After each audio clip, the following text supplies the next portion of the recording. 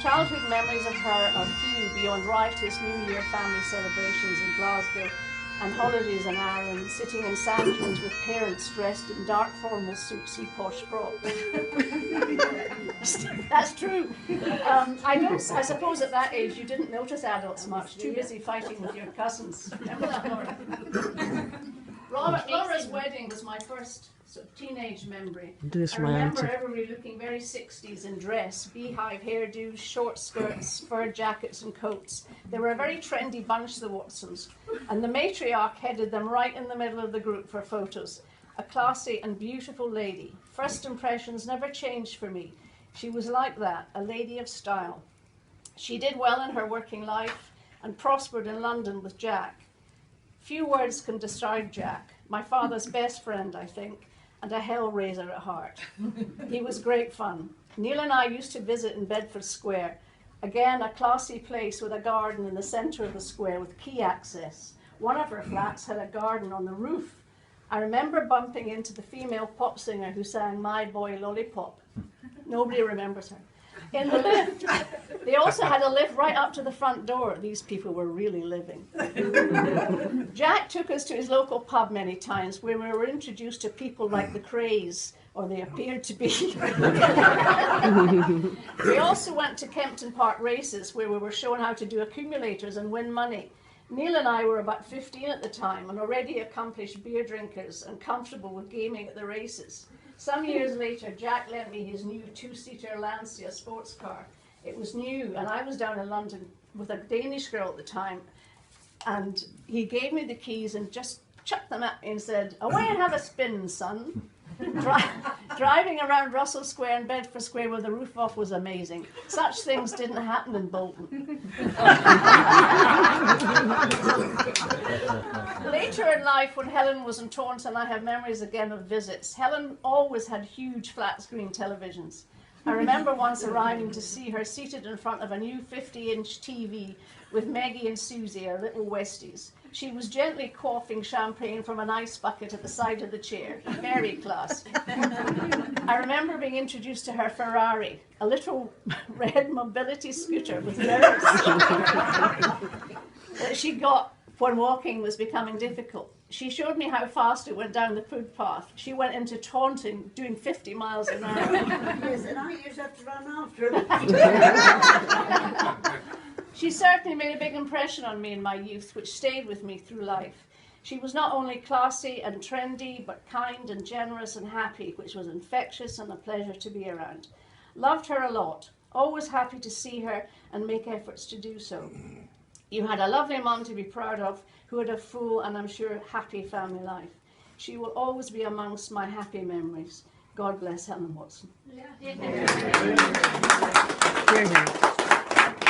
I just have a few things to say, and if you don't mind, I'll start on a kind of personal note. The last 5 years couldn't have happened without Robin.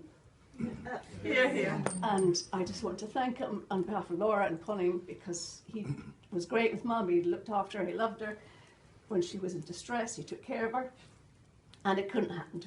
And I will always be grateful, and we will always be grateful to Robin for what he did. Hear, hear. For Robin. Here's a dodo. Robin. Oi. Dodo.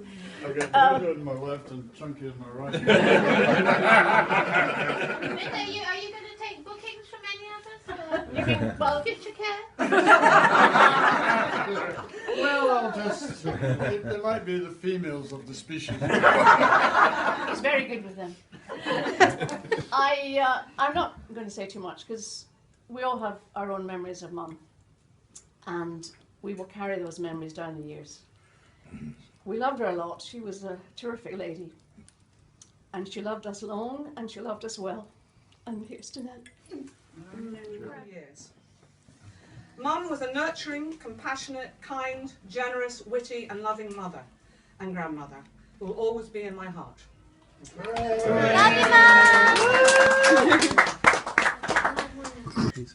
These are Helen's own words as dictated to Katie. She was born in 1921 and she was named Helen Elizabeth Kelty, eldest daughter of John. Well, no, he was an atheist. He got married in a Catholic church, though, to please my mother. They married when he was 19 and she was 18. My mother was a great beauty and Daddy was very passionate about her from the first time he saw her. My mother and father had 10 children. My father followed a philosopher who believed that you should not use contraception. He was such an intelligent man, but oh, what a stupid belief. They lost 3 children when they were babies, and then there was poor Ada. Ada was damaged at birth, and she would just lie there in her bed all day long. She could not sit up or anything, but would just twist and turn her hands, staring at them all the time. But she was very, very beautiful. And they said Ada would die at age 7, and she did.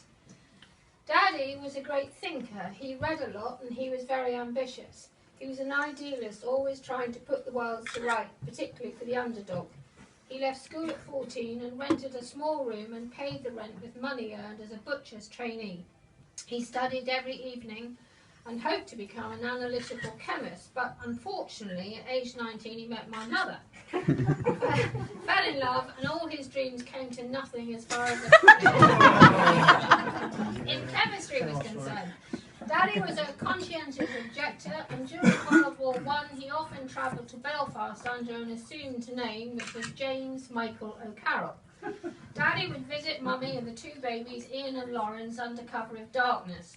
But the authorities were after him, and one time, in an attempt to capture him, they arrested my mother and put her in prison and accused her of being a prostitute. Because the neighbours had reported that men were going in and out of the house at night. This was meant to get Daddy to hand himself in, but he had wind of their plan and watched from across the road as they arrested her, and did not hand himself in.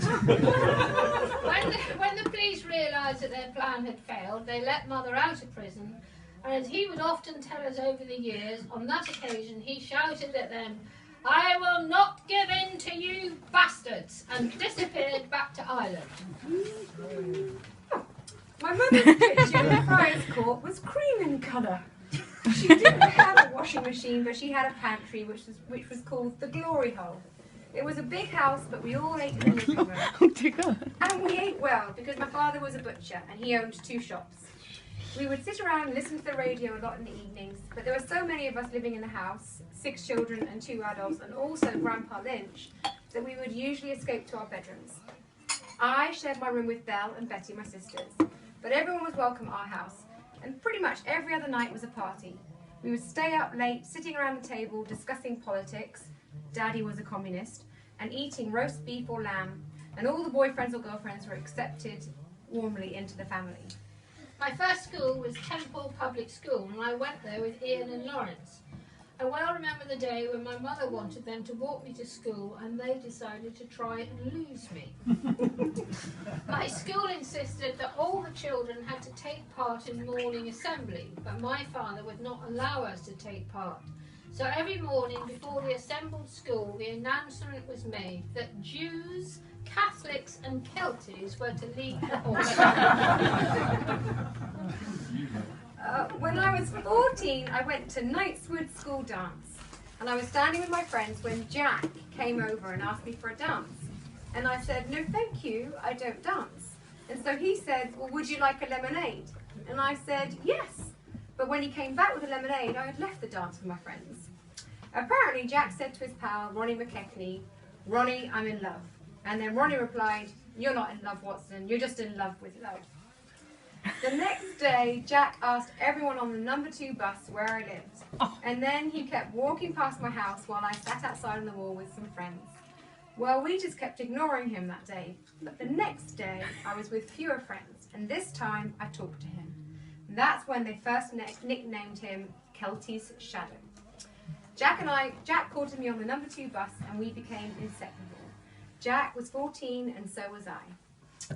Jack joined up in the RAF when he was 19 and he spent 9 months training in Oklahoma. We were not engaged, so I had a hell of a time to myself.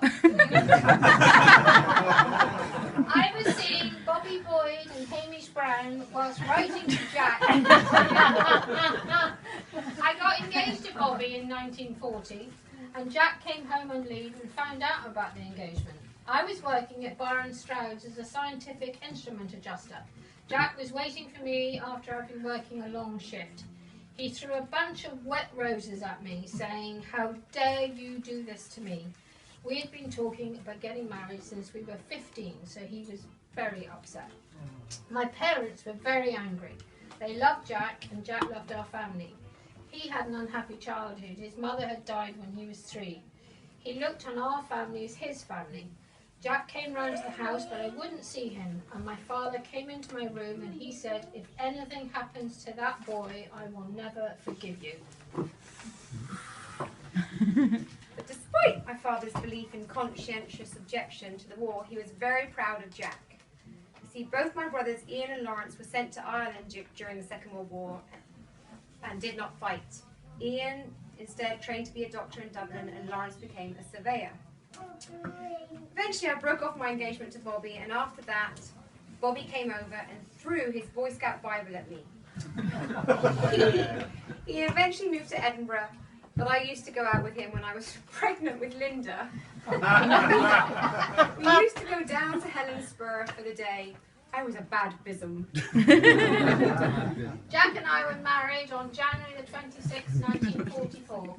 Belle and Betty were my bridesmaids, and Jimmy Smiley was best man. Tragically, he was shot down and killed 3 months later. We had a big reception with a band in the Prince of Wales Hotel on Sauchiehall Street. It was a great do, and everyone was there. And after, we left the reception to go to the Loch Lomond Hotel for the night, as we were going to Ireland the next morning for our honeymoon.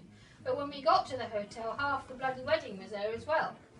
I was crying, and my mother was in a dreadful state as I hadn't said goodbye to her.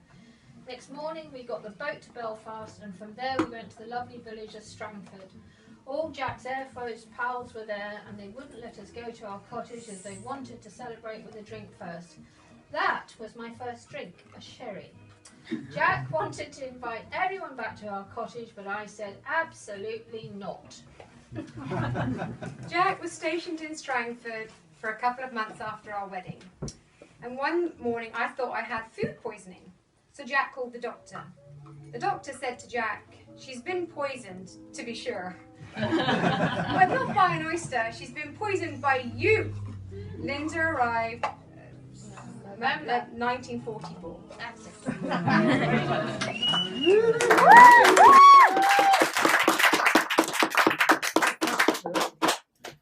I first met John. I didn't actually meet him. I was in the company of 2 Scotch folk singers, Robin Hall and Jimmy McGregor. Yeah. And it was in Hampstead. And John came in, and Robin were over to talk to him. And I didn't meet John until I started going to get the layout of my magazine at Martin Brown and O'Keefe in Museum Street.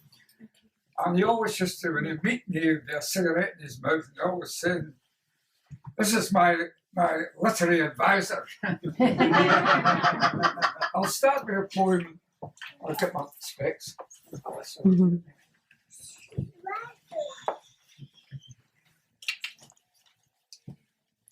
The last poem will be for Helen. It's for the whole thing. But I'll start with a poem, and it's to Robert Burns. I think for those law-protected, liberty is a glorious feast. Courts for cowards were erected, churches built to please the priests. The day I attended your grave, I found, like Christ, your fathers had removed your literary bones.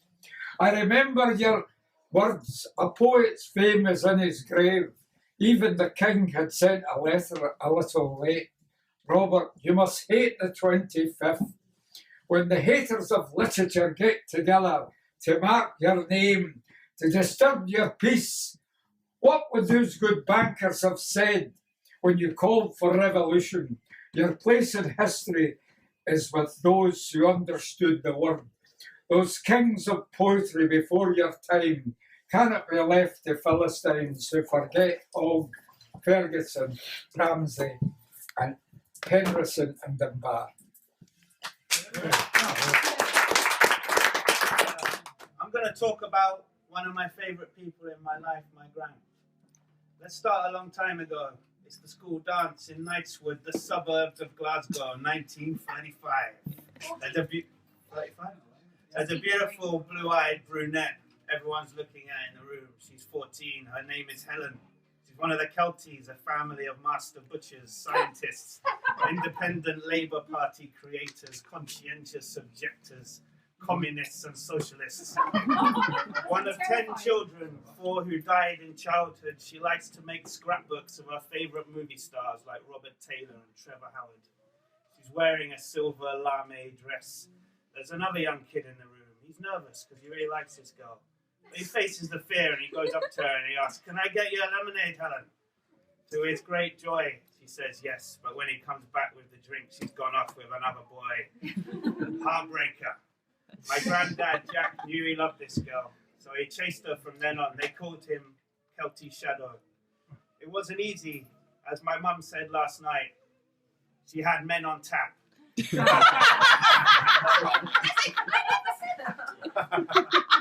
Billy Smith, Billy Smith, Amy Brown, Bobby Boyd. It was in one door and out the other. From what I can make out, there wasn't much hanky-panky. They would get engaged, the men would give her tea sets, and then she would get her sisters to take them back and move on to the next guy. Strange, ancient Scottish tribal rituals. But in the end, Jack Watson won the heart of young Helen Kelty. Then the war came. Jack joined the Air Force. It's hard for us now to imagine the craziness of those times. They got married, and the best man was a pilot killed not long after. They lived together near the airbase while my granddad learned to fly. Helen worked as a scientific instrument adjuster, helping the war effort. She had a new admirer, the local vicar. He would go and visit my gran, but unbeknownst to him, my granddad would buzz him off his bicycle every day with a low-flying Spitfire. Then when Jack was on operations, Helen would wait and hope that he would come home alive from bombing German cities that were seas of flame and death. Half of his friends never came home. One night, his plane, Z for Zombie, was hit by anti-aircraft fire over Essen-Mulheim. They were going down in a steep dive when Jack said, "Fuck it, this is where I'm not going to die." I managed to pull the plane back up. If they hadn't managed to fly home with a hole in the side of the plane the size of a car, navigating by the stars, I guess none of us would be here today. Yesterday I spoke on the phone to Chico, aka Ron Holdsworth, the rear gunner and last surviving crew member of the Zombie, and he said, "Your gran was a great lady. I can't believe that was 70 years ago." It was at this time Helen and Jack had the first of their 3 daughters. My granddad was shy about buying condoms in the chemist. As they said, Linda was lust, Laura was Guinness, and Pauline was Beaujolais. They were 21 and living, loving, and fighting in the most important battle of the 20th century. After the war, they spent an idyllic time living in a cottage in Strangford on the coast of Ireland, poor but happy, surviving on kippers and totties. Herrings and totties. While Jack wrote his first novel, the book, Johnny Kinsman, about their wartime experiences, was a hit, and Jack became a famous writer, then a chat show host, interviewing Cary Grant, Walt Disney, and Dudley Moore disguised as an Arab sheikh. I think my gran was in the background for a while, looking after her children. They led a glamorous life, but Gran had a tough time with the dramas and the scandals and the news of the world knocking at the door. They moved down from Glasgow to London and mingled with a decadent Bloomsbury demi-monde of self-described gay Catholic communist manic depression and other literary luminaries. As my gran once told me, Norman Mailer pinched my bum. She also reckons she had a flirtation with Arthur Miller at the Penn Writers' Conference in Yugoslavia post Marilyn Monroe. When my dad first met my mum's parents at Bedford Court Mansions, my gran came in and fell over the back of the couch, while my granddad entered the room in a smoking jacket, kissed my dad on the lips, and then accused him of being a homosexual.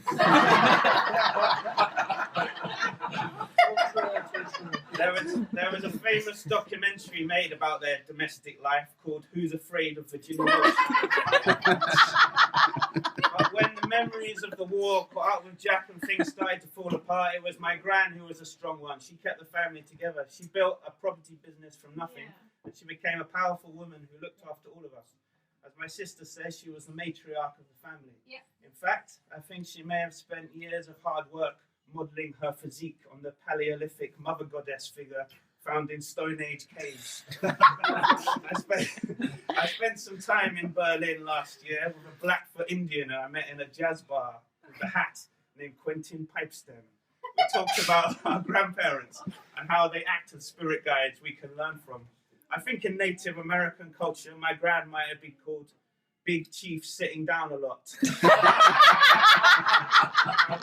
Her war cry would have been, I'll give you a belt up the kilt. And at rain dances, she would chant, could you get me a wee G&T? Growing up, my gran was probably the greatest inspiration in my life. She taught me and my brothers and sisters and cousins to believe in ourselves. She taught us about joie de vivre, life as an adventure.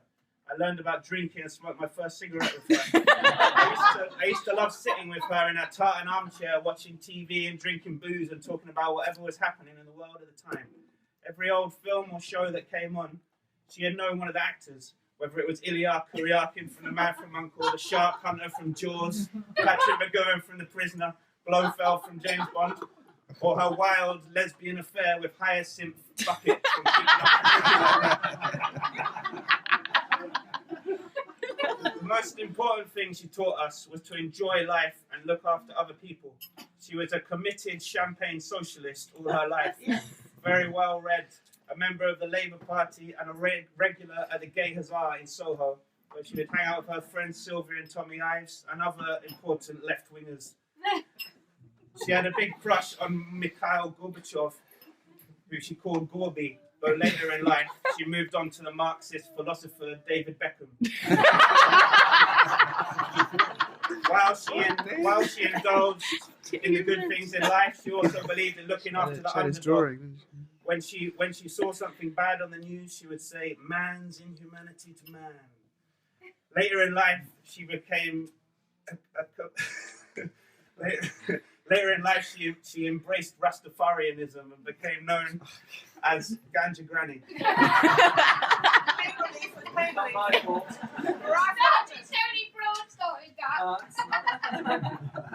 Although Gran thought an afterlife doesn't exist, I think she lives on in all of us. The ancient Egyptians used to say someone only dies when people stop saying their name. So I'm going to finish now by saying, I love you, Gran. And two last things. One my granddad said to me in a letter when I was born. Smell the roses on the way along. Hold tight when you're strong. And when you have to, let go gently. And from the theme tune of a terrible American soap opera I used to watch with my gran when I was a kid, which she loved. Like sands through the hourglass. These are the days of our lives.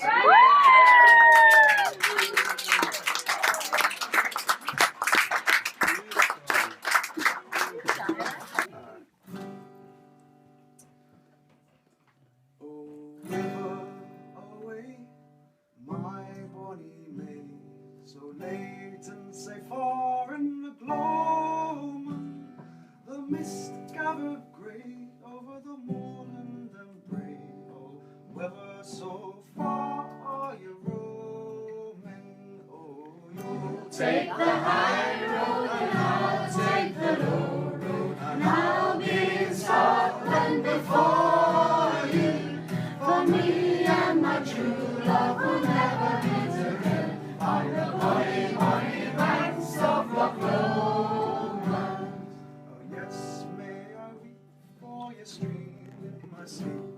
We stood bride and bridegroom together, but his arms and his breath were as cold as the death, and his heart's blood ran red in the heather. I'll take the high road and I'll take the low road, and I'll be in Scotland before you. For me and my true love will never meet again on the bonny, bonny banks of Loch Lomond. I trusted my own love last night in the blue, my Donald who loved me so dearly, but tomorrow he will march for Edinburgh too, to fight for his king and his Charlie.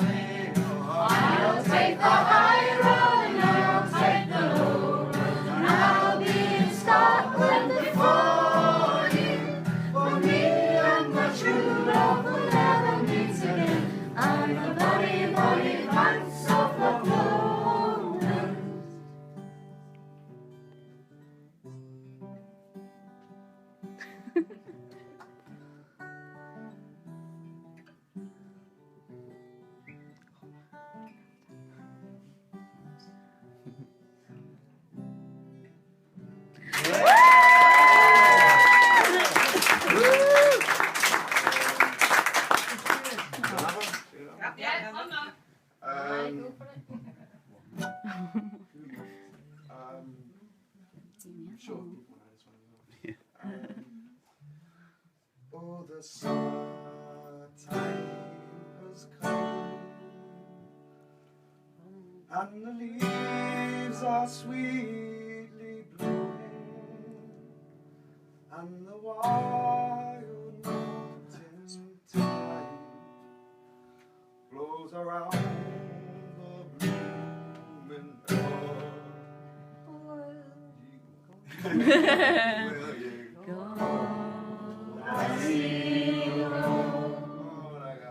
And we'll all go together to pick wild mountains high, all around the moon. Where you go, I see you go. I will go, my love, upon a crystal fountain, and bonnet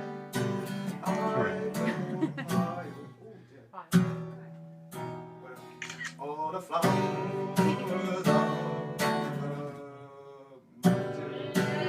Yeah, where you go, I see you go, and we'll all go together to the wild mountains all around the world. Where you go, I see you go. If my true love, she won't come, I will surely find another one.